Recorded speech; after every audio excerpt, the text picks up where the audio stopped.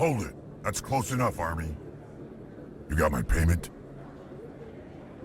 Do you have the X-Mods? Show them the merchandise. Looks good. Damn straight it is. These mods are the best on the market. Now hand over my credits. Here you go. Here you go. Enjoy it. Come on, boys. We're done here.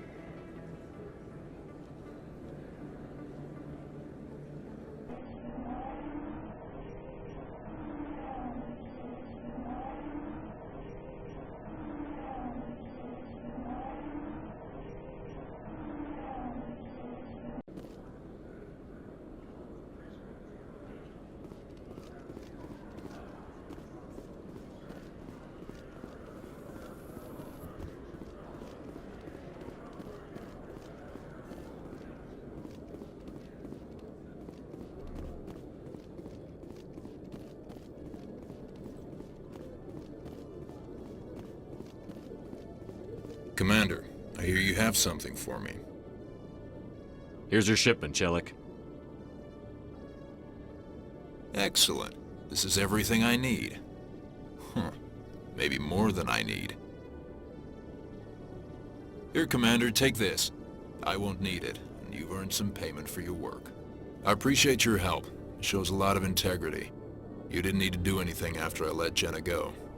Now I need to get these mods into evidence. Thanks again, Shepard.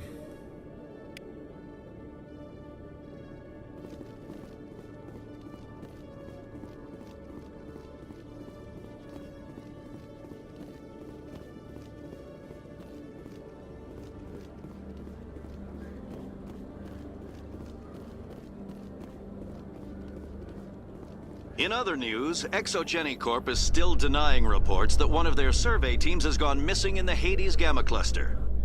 When asked why communication with the survey team was suddenly cut off last week, company officials refused to comment.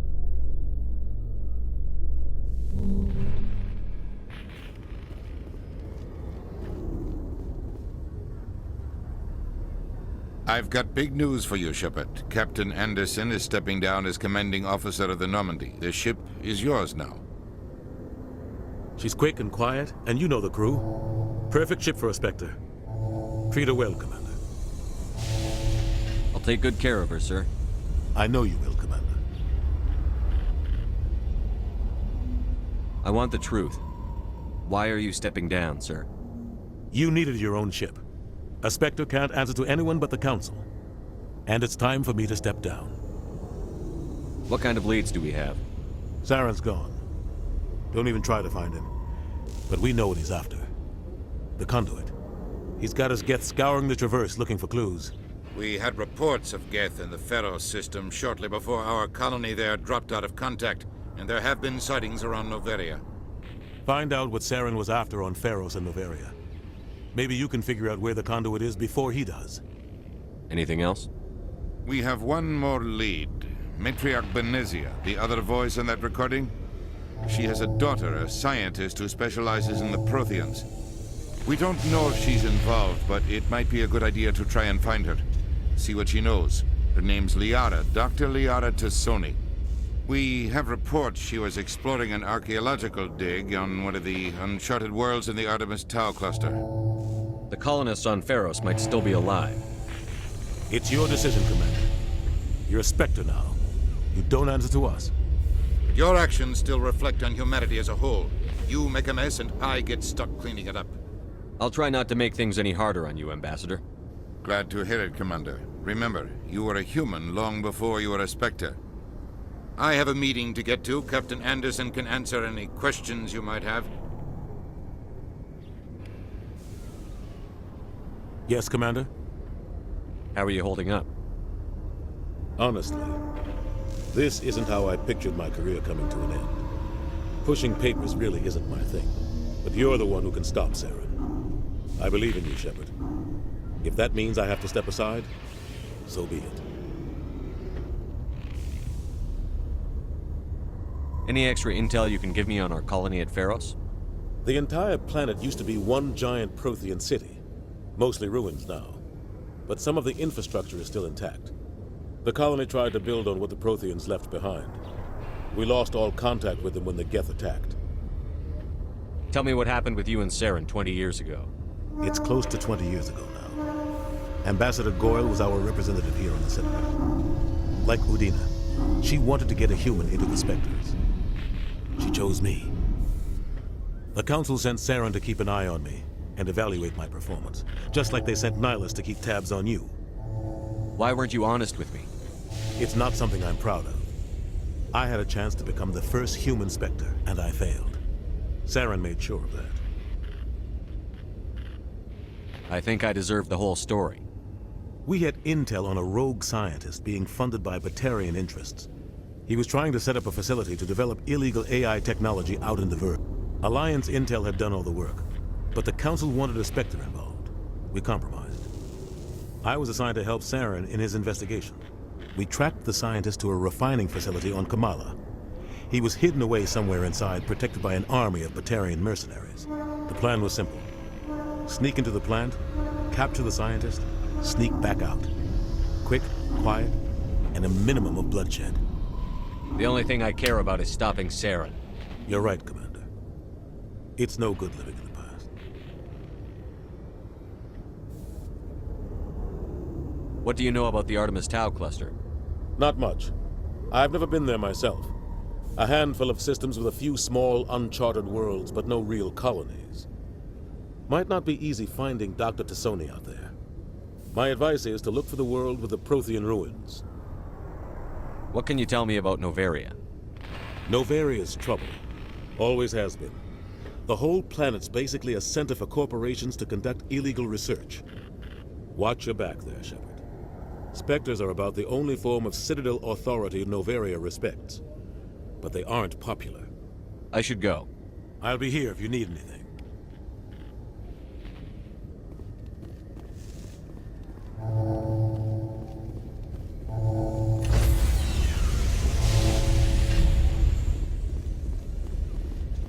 Stand by, shore party. Decontamination in progress.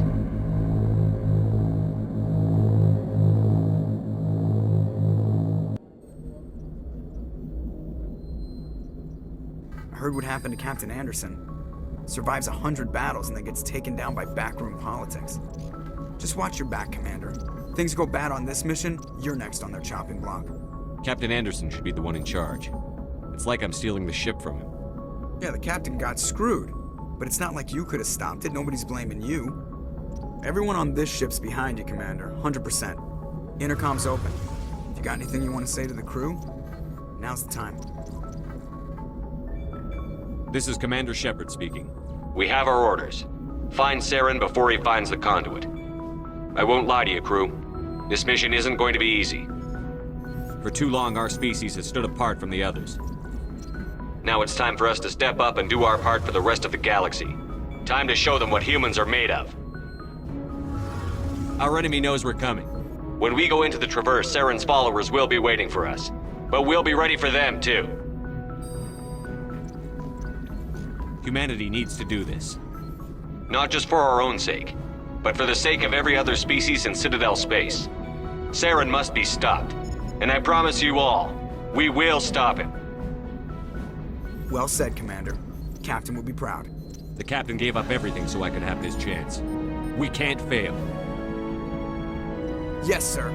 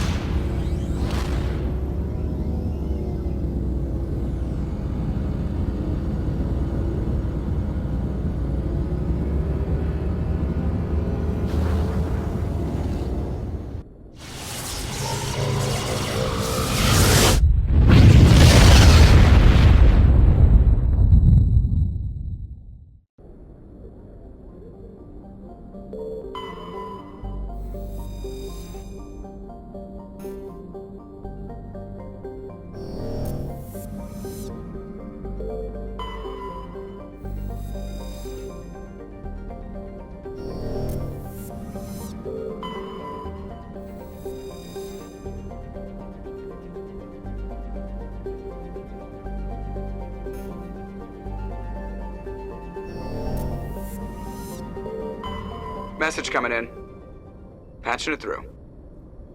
General distress call. Sacred Angel medical transport. Critical system failure.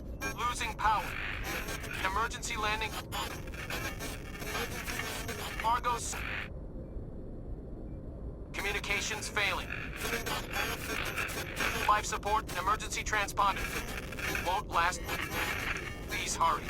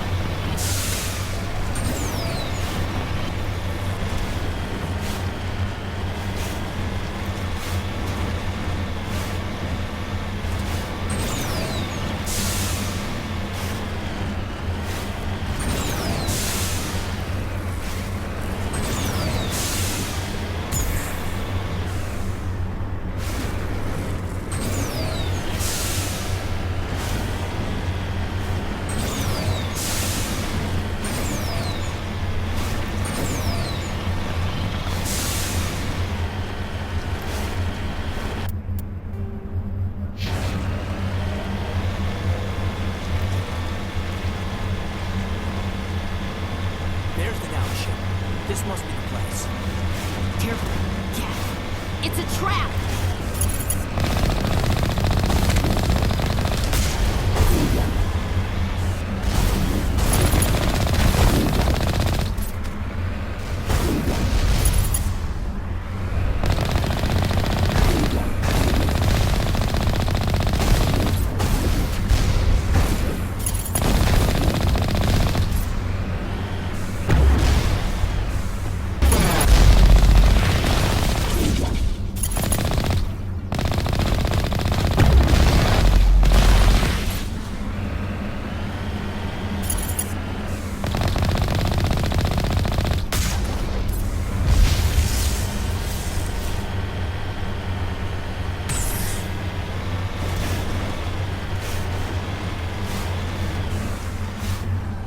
Moving out.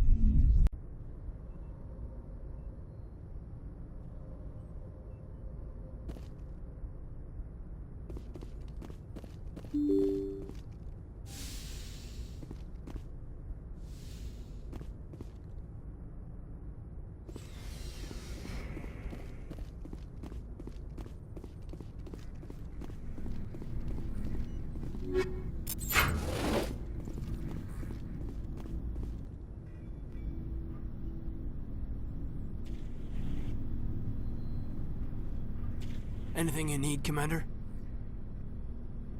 Just trying to get a sense of where the crew's at. Thoughts? I've wasted enough of your time for now, Commander. We'll have time for personal debriefings later. What's your opinion on the last mission? I don't see how we could have done things any better. At least not without getting to Eden Prime sooner. And we were on the scene faster than any other Alliance ship could have been. Just trying to get a sense of where the crew's at. I've wasted enough of your time for now, Commander. We'll have time We'll for talk another time, Lieutenant. Commander?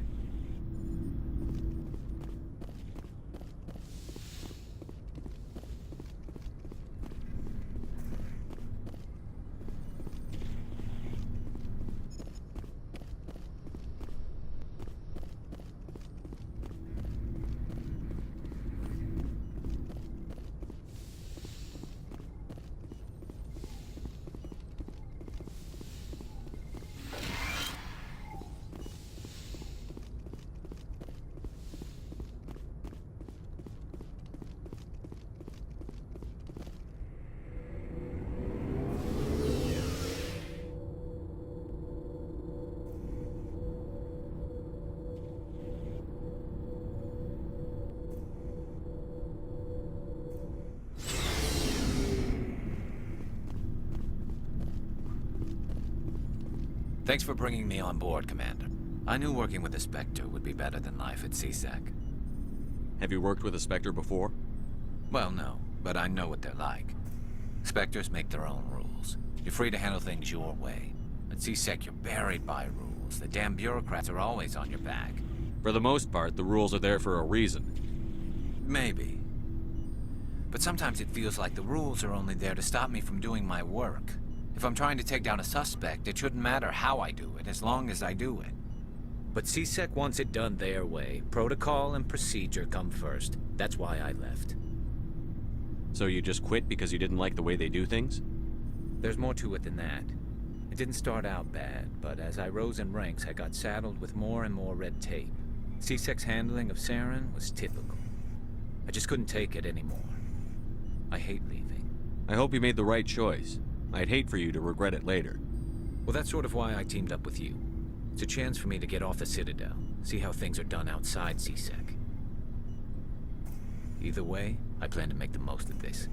And without CSEC headquarters looking over my shoulder, well, maybe I can get the job done my way for a change. If getting the job done means endangering innocent people, then no. We get the job done right, not fast. Got it? I wasn't trying to. I understand, Commander.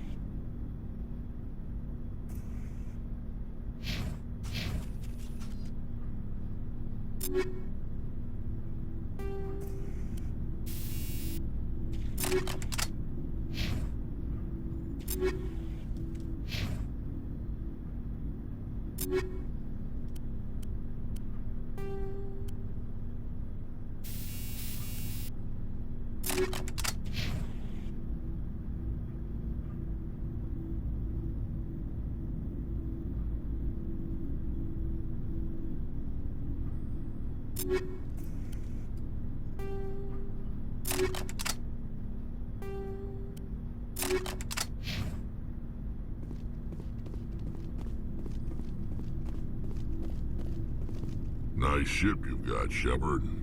What can I do for you? What's your story, Rex? There's no story. Go ask the Quarian if you want stories. You Krogan live for centuries. Don't tell me you haven't had a few interesting adventures. Well, there was this one time the Turians almost wiped out our entire race. That was fun. I heard about that. You know, they almost did the same to us. It's not the same. It seems pretty much the same to me. So your people were infected with a genetic mutation? An infection that makes only a few in 1,000 children survive birth? And I suppose it's destroying your entire species? I suppose it isn't all the same. I don't expect you to understand, but don't compare humanity's fate with the Krogan. I was just making conversation. I wasn't trying to upset you. Your ignorance doesn't upset me, Shepard. As for the Krogan, I gave up on them long ago. The genophage infected us, but it's not what's killing us. Are your people really dying? We're sure not getting any stronger. We're too spread out. None of us are interested in staying in our own system. Lots of species have left their homes and prospered. But they go to colonize new worlds. We're not settlers. We're warriors. We want to fight. So we leave. Hire ourselves out.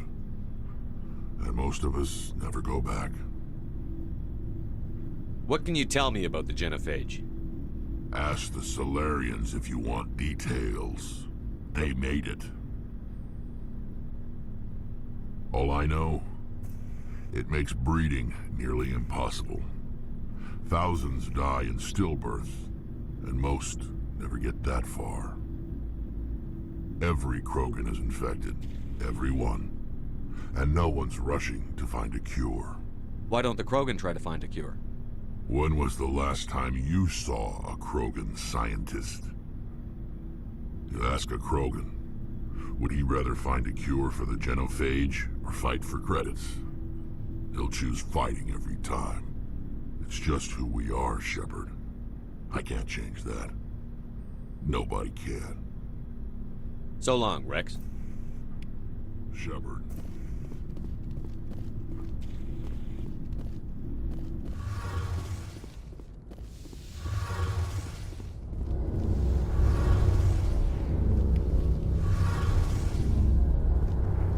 Your ship's amazing, Shepard. I've never seen a drive core like this before. I can't believe you were able to fit it into a ship this small. I'm starting to understand why you humans have been so successful. I had no idea Alliance vessels were so advanced. The Normandy's a prototype. Cutting-edge technology. A month ago, I was patching a makeshift fuel line into a converted tug ship in the flotilla. Now, I'm sitting on board one of the most advanced vessels in Citadel space. I have to thank you again for bringing me along. Traveling on a vessel like this is a dream come true for me. I had no idea you found ship technology so interesting. It comes with being a Quarian. The migrant fleet is the key to the survival of my people. Ships are our most valuable resource. But we don't have anything like this. We make do with cast-offs and second-hand equipment. We just try to keep them running for as long as we can. Some of the fleet's larger vessels date all the way back to our original flight from the Geth. I can't believe your fleet's still using ships that are 3 centuries old. They're constantly being repaired, modified, and refitted. They aren't pretty, but they work. Mostly. We've tried to make ourselves as independent as possible on the flotilla. Grow our own food, mine, and process our own fuel. But some things we just can't make on our own. A patch to maintain the hull integrity requires raw materials we just don't have. That's why our pilgrimages are so important. Tell me about your people. Our lives aren't easy. Resources are scarce, and we are constantly on the move. Everything we do must in some way contribute to the continuation of the migrant fleet. There are 17 million Quarians in the flotilla, and each of us relies on the others for survival. The bonds among my people are strong. Unfortunately, we have had to surrender many of the freedoms and civil liberties other species take for granted. What kind of freedoms? Well, it's illegal for parents to have more than one child. If our population grows too much, it would strain our resources to their breaking point. Of course, we also can't allow our numbers to become too few. If our population is in decline, the rule against single births is temporarily repealed. In extreme cases of population decline, incentives are even offered to encourage multiple births, though the Conclave hasn't had to take such measures in nearly a century. That's your government. The Conclave is our civilian branch of government. Each ship can elect a representative to serve on the Conclave and make decisions that affect the fleet as a whole. On matters that affect an individual ship, however, the captain has the final say. It's a tradition that dates back to the early days, when the fleet was governed by martial law. Fortunately, most captains nowadays are smart enough to have an elected council from their crew to give them advice and guidance. So the ultimate power rests with elected officials. In practice, the Conclave and the respective council for each ship tend to set the rules that govern our daily lives. But in theory, we are still under military jurisdiction. The 5 top-ranking military officials in the fleet serve on the Admiralty Board. These 5 have the power to overrule any decision by the Conclave in case of emergency. To do so requires unanimous agreement among the Admiralty, and they can only do this once. After that, the entire board must resign their posts. It's a safeguard that served us well. In nearly 3 centuries, the Admiralty Board has only overruled the Conclave 4 times. I want to know more about the Geth. I doubt I can tell you anything you don't already know. It's been almost 3 centuries since they drove my people into exile. All I know is the story of their origins, what they were when we created them, and how they turned on us. Interesting. The Geth were originally created to serve as an automated manual labor force. Initially, their intelligence was as limited as any VI. Over time, we made small modifications to their programming to allow them to perform more varied and complex tasks, bringing them closer and closer to true AI status. How come the Council didn't step in and stop you? This wasn't true AI research. We may have been skirting the bounds of the law, but we never did anything that was actually illegal. The changes were so insignificant, so gradual, that we were able to control them. Or so we thought. But one thing we underestimated was the power of the neural network. A million Geth thinking simultaneously created an inherently unstable matrix. So, the Geth share brain power?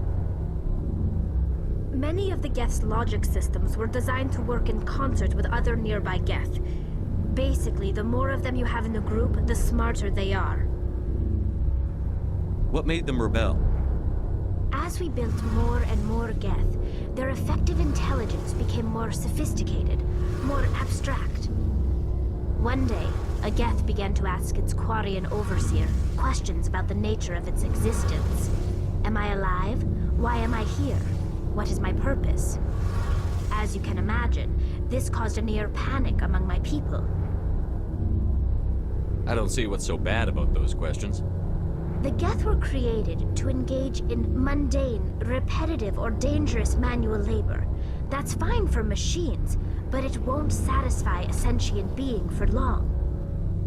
The Geth were showing signs of rudimentary self-awareness and independent thought. If the Geth were intelligent, then we were essentially using them as slaves. It was inevitable the newly sentient Geth would rebel against their situation. We knew they would rise up against us, so we acted first. A general order went out across all Quarian-controlled systems to permanently deactivate all Geth. The Geth responded to this order violently. You can't blame them for fighting for their survival. We had no other choice. The Geth were already on the verge of revolution. By acting quickly, we had a chance to end the war before it began. The hope was that most of the Geth would still be little more than machines, incapable of organized resistance. But they had progressed much further than anyone anticipated. The war was long and bloody. Millions upon millions of Quarians died at their hands. In the end, we were forced to flee our own homeworld. We feared the Geth would pursue us, but they never came beyond the Veil. Now we drift through space, exile, searching for a way to reclaim what was once ours. It's hard to feel sorry for you. Your ancestors tried to wipe out another species. We made a mistake when we created the Geth in the first place, but we did not make a mistake when we went to war against them. If we had not acted, they would have wiped us out. They're a synthetic life form. They have no use for organics. None. Why do you think they cut themselves off from the rest of the galaxy? Why do you think they've killed every organic being who's ever tried to contact them? I didn't mean to offend you. I'm sorry. I didn't mean to get so worked up. Most Quarians tend to have pretty strong opinions about the Geth. I want to know more about the pilgrimage. When my people reach maturity, we leave our birth ships and seek acceptance with a new crew. It's necessary to maintain genetic diversity among the fleet. But no ship wants to accept someone who will be a burden on them. So, to prove our worth, we embark on a pilgrimage. We set out alone, leaving the flotilla and our families behind us. We only return once we have found something of value we can bring back to the fleet. This is presented as a gift to the captain of the respective ship we wish to join. If the gift is accepted, we are welcomed into the crew. Can a captain choose to reject the gift? That doesn't happen often. Most captains are eager to increase the size of their crew. It increases their own standing in our society. Even when a gift is not particularly valuable, the captain usually accepts it out of a sense of tradition. However, there is a stigma to presenting a substandard gift. It's not the best way to make a good impression on a new community. Most pilgrims don't return until they find something worthwhile. Can a captain choose to reject the gift? That doesn't happen often. Most captains are eager to increase the size of their crew. It increases their own standing in our society. Even when a gift is not particularly valuable, the captain usually accepts it out of a sense of tradition. However, there is a stigma to presenting a substandard gift. It's not the best way to make a good impression on a new community. Most pilgrims don't return until they find something worthwhile. I can't believe they just send you off alone. It's not like they just cast us out. Before we leave, we are given lessons in how to survive outside the flotilla, and given gifts to help us on our journey. We also receive implants to fight off sickness and disease. Generations of living in an isolated and highly controlled environment have left our immune systems weaker than most. By the time we leave the fleet, we are well equipped for the pilgrimage. This is a rite of passage for all Quarians. If it were dangerous, our numbers would suffer.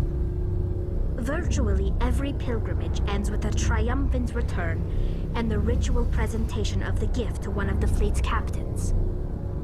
I want to talk about something else. Like what? I should go. See you later.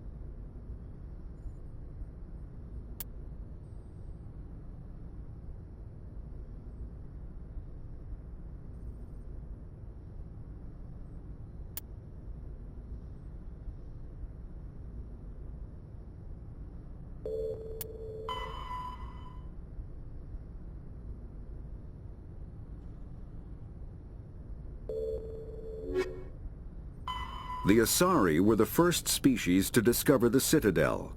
When the Solarians arrived, it was the Asari who proposed the establishment of the Citadel Council to maintain peace throughout the galaxy. Since then, the Asari have served as the mediators and centrists of the Council. An all-female race, the Asari reproduce through a form of parthenogenesis. They can attune their nervous system to that of another individual of any gender and of any species to reproduce. This capability has led to the unseemly and inaccurate rumors about Asari promiscuity. Asari can live for over 1,000 years, passing through 3 stages of life. In the maiden stage, they wander restlessly, seeking new knowledge and experience. When the matron stage begins, they meld with interesting partners to produce their offspring. This ends when they reach the matriarch stage, where they assume the roles of leaders and counselors. The second species to join the Citadel, the Solarians, are warm-blooded amphibians with a hyperactive metabolism. Solarians think fast, talk fast, and move fast. To Solarians, other species seem sluggish and dull-witted. Unfortunately, their metabolic speed leaves them with a relatively short lifespan. Solarians over the age of 40 are a rarity. The Solarians were responsible for advancing the development of the primitive Krogan species to use as soldiers during the Rachni Wars. They were also behind the creation of the genophage bioweapon the Turians used to quell the Krogan rebellions several centuries later. Solarians are known for their observational capability and non-linear thinking. This manifests as an aptitude for research and espionage. They are constantly experimenting and inventing, and it is generally accepted that they always know more than they are letting on. Roughly 1,200 years ago, the Turians were invited to join the Citadel Council to fulfill the role of galactic peacekeepers. The Turians have the largest fleet in Citadel space, and they make up the single largest portion of the Council's military forces. As their territory and influence has spread, the Turians have come to rely on the Solarians for military intelligence and the Asari for diplomacy. Despite a somewhat colonial attitude towards the rest of the galaxy, the ruling hierarchy understands they would lose more than they would gain if the other 2 races were ever removed. Turians come from an autocratic society that values discipline and possesses a strong sense of personal and collective honor.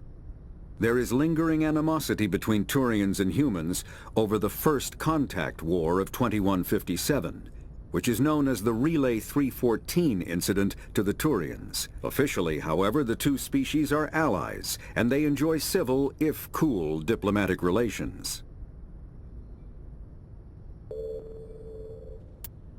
50,000 years ago, the Protheans were the only spacefaring species in the galaxy. They vanished in a swift galactic extinction. Only the legacy of their empire remains. They are believed to have built the mass relays and the Citadel, which have allowed numerous species to explore and expand throughout the galaxy. Prothean ruins are found on worlds across the galaxy. While surprisingly intact for their age, functioning examples of Prothean paleotechnology are rare. Time and generations of looters have picked their dead cities and derelict stations clean. Some believe the Protheans meddled in the evolution of younger races. The Hanar homeworld of Kajay, for example, shows clear evidence of former Prothean occupation. The presence of a former Prothean observation post on Mars has caused a rebirth of interventionary evolutionists among humans. These individuals believe the god myths of ancient civilizations are misremembered encounters with aliens. Though now extinct, the Rachni once threatened every species in Citadel space. Over 2,000 years ago, explorers foolishly opened a mass relay to a previously unknown system and encountered something never seen before or since, a species of spacefaring insects guided by a hive mind intelligence. Unfortunately, the Rachni were not peaceful, and the galaxy was plunged into a series of conflicts known as the Rachni Wars. Attempts to negotiate were futile, as it was impossible to make contact with the hive queens that guided the race from beneath the surface of their toxic home world. The emergence of the Krogan ended the Rachni Wars. Bred to survive the harshest environments, the Krogan were able to strike at the Queens in their lairs and reclaim conquered Council worlds. But when Krogan fleets pressed them back to their homeworld, the Rachni refused to surrender, and the Krogan eradicated them from the galaxy. In the early 2160s, the Alliance began aggressive colonization of worlds in the Skyllian Verge, much to the dismay of the Batarians, who had been developing the region for several decades. In 2171, the Batarians petitioned the Council to declare the Verge a zone of Batarian interest. The Council refused, however, declaring unsettled worlds in the region open to human colonization. In protest, the Batarians closed their Citadel embassy and severed official diplomatic relations with the Council, effectively becoming a rogue state. They instigated a proxy war in the Verge by funneling money and weapons to criminal organizations, urging them to strike at human colonies. Hostilities peaked with the Skyllian Blitz of 2176, an attack on the human capital of Elysium by Batarian-funded pirates and slavers. In 2178, the Alliance retaliated with a crushing assault on the moon of Torfin, long used as a staging base by Batarian-backed criminals. In the aftermath, the Batarians retreated into their own systems and are now rarely seen in Citadel space.